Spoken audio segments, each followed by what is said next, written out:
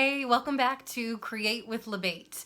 Today we are going to use our own fashion template to create inspiring fashion illustrations. And I have adapted this lesson from reading this amazing book. If you have not had your hands on this and you are really inspired by fashion illustrations, this book will serve you well. So I used this book as a source of inspiration, and I've adapted this lesson that we're going to practice today. So drawing the human figure is very challenging skill, takes a lot of practice, and I'm definitely going to have tutorials on how to do that here. But for today, we're going to focus on creating a template so that way you can create the interior parts, the fashion design for this assignment. So some supplies you're going to need. You're going to need a fashion magazine. You're going to need some sketch paper, scissors, or an x-acto knife, a pencil, a marker, maybe some pens, and some cardstock. So, all right, we're going to get started. First, use your fashion magazine and find a fashion figure. So this one will serve us well because she has a really strong pose. You can see the entirety of her body, so we can really get a great template with her pose. So once you find the pose, you're going to take a marker if you want to warm up your hand-eye coordination. So if you haven't cut or have been drawing all morning yet, now is your time to maybe use a marker to outline around the figure, just to warm up your hand-eye coordination. So that way when you use your scissors or x-acto knife, you kind of already have your eyes warmed up in place for where to begin cutting or using your blade. So once you do that, you're going to just go in and carefully use your blade to cut out the contour outline of the figure. So usually move the paper versus moving the knife as much as possible, especially when you get to different curves in areas like that. Right, so now I have my marker area. So then if I'm using a scissor, since I already have that area bold, I can then kind of go in and cut. And again, I'm holding my scissors and really moving the paper. You really want to take your time with this process of cutting out because it is going to maintain the shape and maintain the integrity of the posture, the pose that you're inspired by. Okay, so once you take your time cutting that out, you're going to grab some cardstock paper. I actually use file folders because this just like really holds up. So I'll just cut a piece off and access that. If you don't have file folders available, you can use some construction paper. That'll work as well, just as fine. So what you're going to do is you're going to place your fashion figure on top of your cardstock. You're going to take your pencil and you're just going to do your best. Take your time and start tracing around.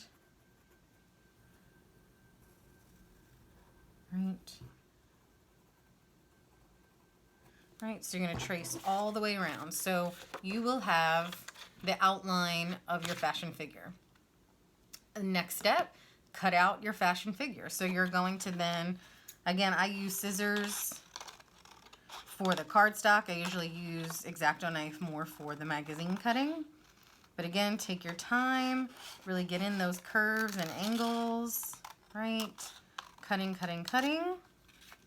And once you do that, you're going to then have your fashion template. So this is a template you're going to use multiple times when you begin to start sketching and drawing your fashion figure. So now that we have our template cut out, we can then access our sketch paper.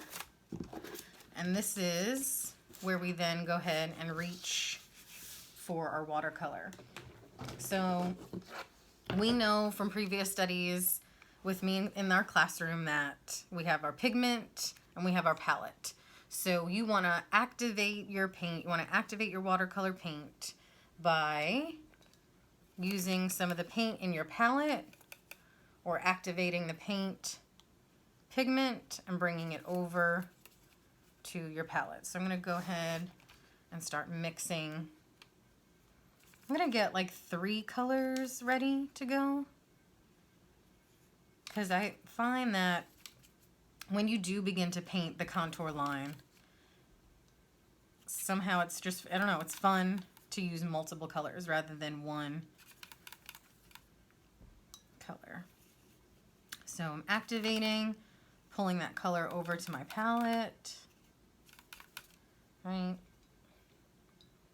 Use some purple here. All right, so I now have 3 colors available. All right, here's where we begin to hold down and use our template to use our paint.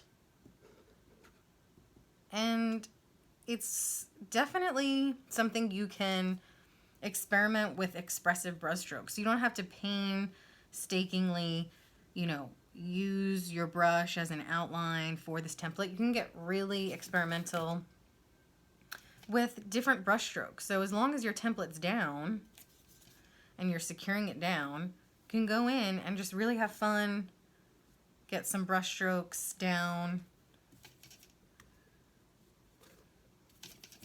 sort of like a quick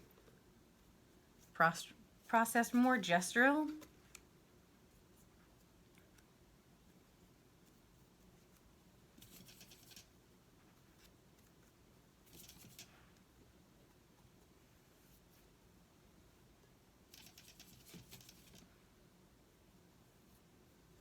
There's paint on this template because I've already used it in prepping for this demonstration. So again, it's expressive brushstrokes.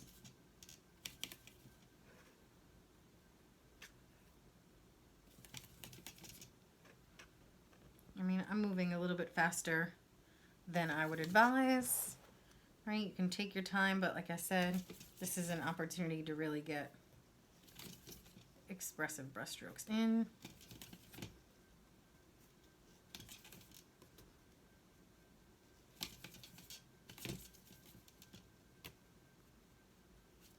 All right, so once we've painted around the entirety of the figure, now we get to peel it back.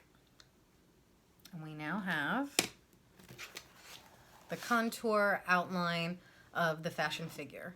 So you're going to definitely have some dry time. You want to let the paint dry entirely before you start to put down some mark making and some sketches. So make sure that it is fully dry.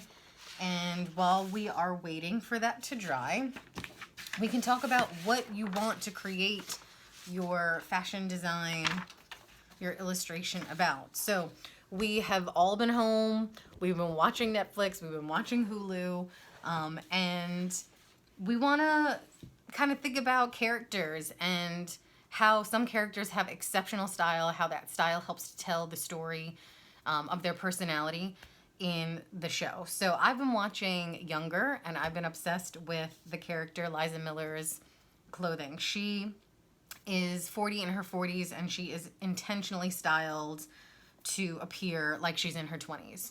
The costume designer, Diana Demetrio, is killing it. The style is awesome. So, and Diana, in an interview with Elle.com, said that Liza's personality is really animated and that she tries to reflect that in her wardrobe choices that are just like playful, elevated looks.